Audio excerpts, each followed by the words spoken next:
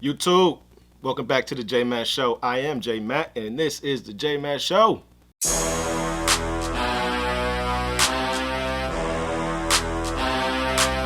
Straight over. Smokehouse beats. You know what?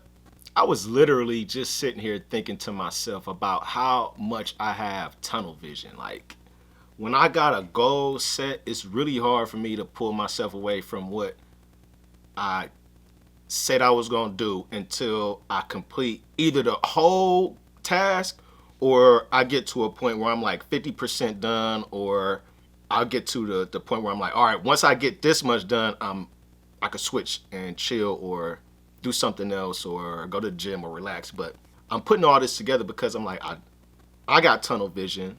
I've gone through situations and times in life where I'm like, I need to get off of social media. I need to like cut off all my distractions, focus in on it, and it actually pays off. So if you haven't tried that, I would actually suggest that you try that. But let's get into Prince E, his video, and this is titled Quitting Social Media in 2023. Let's check him out.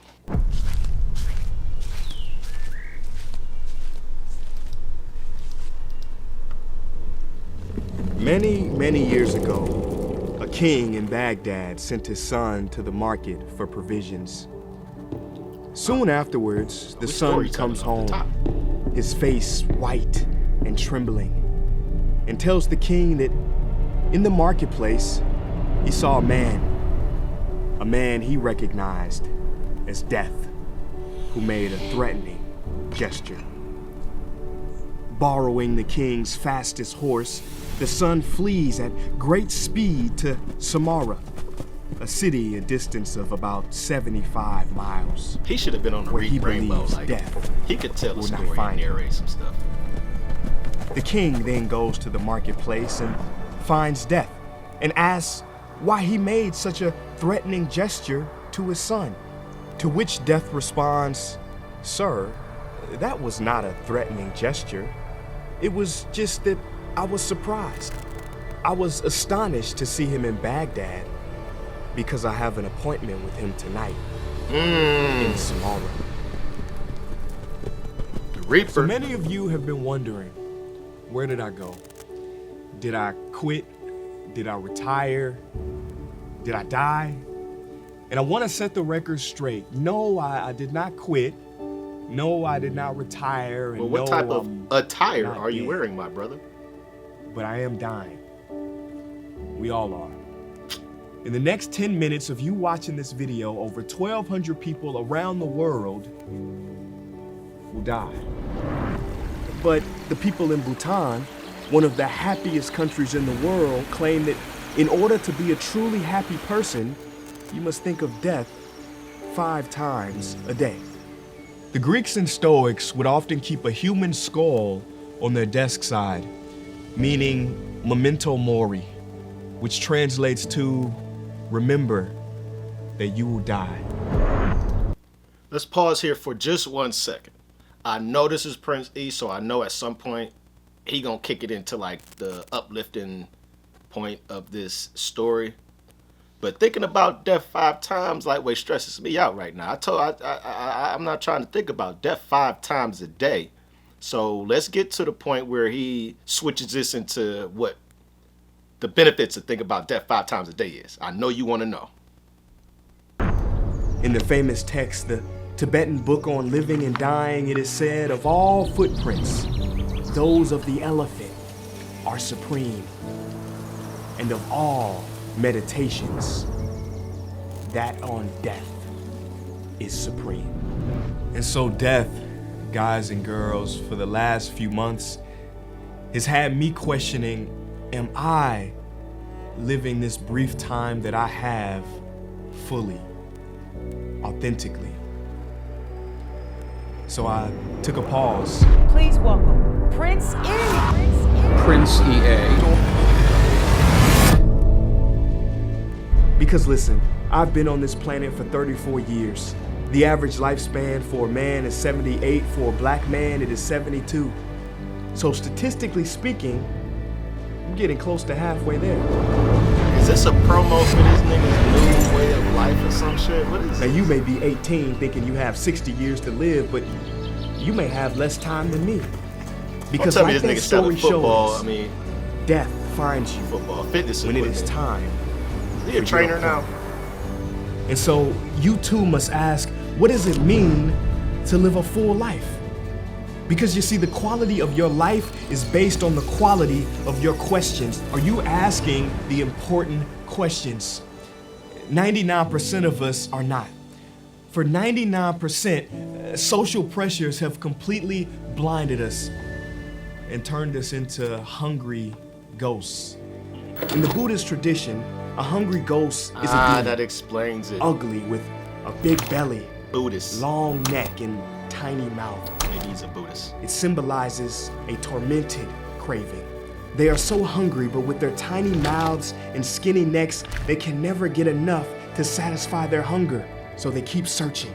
Isn't this the human condition? No matter how much you get, you always want more, because of course you can never have enough of what you don't really want.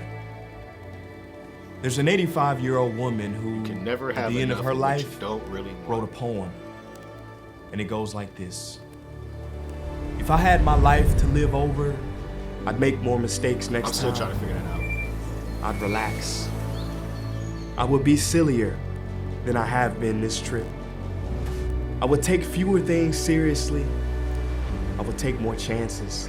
I would take more trips. I would climb more mountains and swim more rivers. I would eat more ice cream and less beans. I would perhaps have more actual troubles, but I'd have fewer imaginary ones.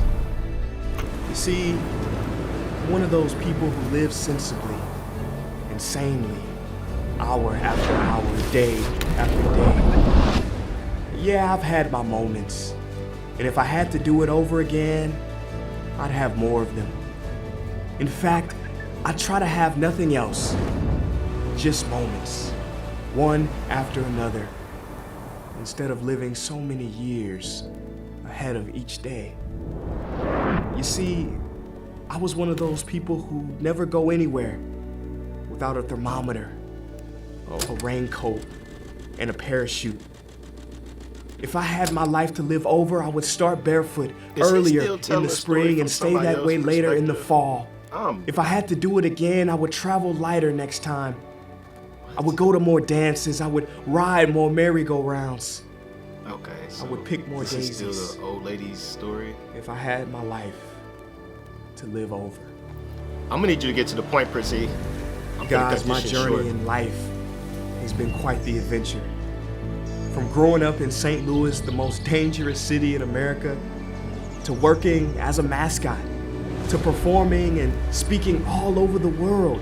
See, I have been blessed to be able to look behind the curtain on both sides. I've seen great poverty and I've seen great wealth. And so now I'm interested in what I believe is the most important step of life, the highest calling, Which is? complete freedom. Living in true freedom is rare. I just don't see too many people with it. Now I've met millionaires and billionaires, and you would think they are free, but many are imprisoned. Imprisoned by the ambition of wanting more. They are not free. They have simply built a luxury bed in their jail cell. This life, guys, is a mystery. But Bruh. this, I know for sure. We are not here to merely achieve name, fame, or financial gain. I'm done. I'm sorry. That's the last clip I'm gonna watch with dude with his shirt off doing exercises in the freaking forest. What is happening right now? Are y'all seeing what I'm saying? Okay, like dude, you tell great stories, you're a motivational speaker, but fam, are you serious? This is probably this looks like one of the most narcissistic videos I've ever seen. I got you, dude. You're a motivational guy. You speak positivity and life into people, but I don't understand what this video had to do with social media. I done got 7 minutes and 23 seconds in a 10 minute 57 second video, and you see I'm frustrated. You ain't got to the point yet. Nigga, we understand complete freedom is the goal. What are you talking about? Tell me something I don't know, my guy. I'm just very frustrated. This dude just put this video out, really just like hyping himself up big time. Like, I mean, I guess it's cool, but I thought you was trying to motivate people. Like, what are you talking about right now? Maybe I should have finished the video, but no, I'm not.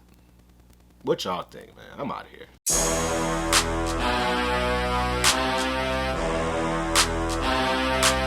Straight over. Smokehouse beats.